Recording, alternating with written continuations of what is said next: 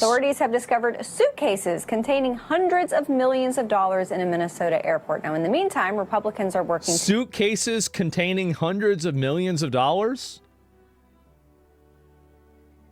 ...to cut funding for Somali-led organizations with alleged ties to the massive fraud scandal. Now, as the FBI pushes forward with its own investigation, one key question arises. We're in the House is looking into these fraud allegations, but I wonder if it's even bigger than we have uncovered thus far. It's so much bigger. $700 million in cash going out of the airports there. It's completely obvious. I have a feeling we are still just scratching. This cash has been legally going through our airports. And of course, there is a requirement of reporting if you're going to carry more than $10,000.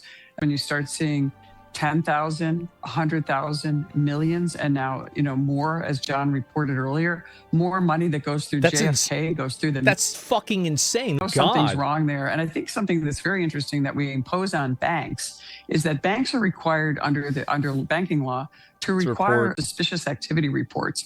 This is something I think we need to do now when we see the large amounts of U.S. cash, and it's always U.S. cash. And U.S. cash is king, and we need to certainly have this type of cash exchange reported. Kind of accounting for cash, I think, would really be helpful. But I'll tell you, if I'm a TSA agent or anyone else... What she's referring to is that banks are required to report large withdrawals over a certain amount of money. And they also report withdrawals that are very low underneath that amount of money because they have algorithmic systems that detect whenever people are trying to withdraw money to, like, for example, I think one of the thresholds is $10,000, right? So they'll withdraw like, $9,950 or something like that. And so they'll be going underneath it regularly, and that will still trigger it.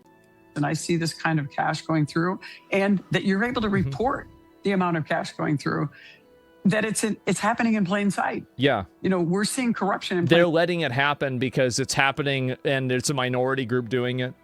That's the reason, and they agree with it. But this is think about the fact that their economy is built around us, of them scamming us. A level that is just unprecedented. And I really think we need to look into a way to track that and to actually show that we can hold them accountable, and that type of suspicious activity leads to fraud, arrest, and what we're seeing unfold every day in Minnesota, which seems to get worse by the day. So how is it that they're getting away with this on $1 million scales? Where this cash leaving the United States is going.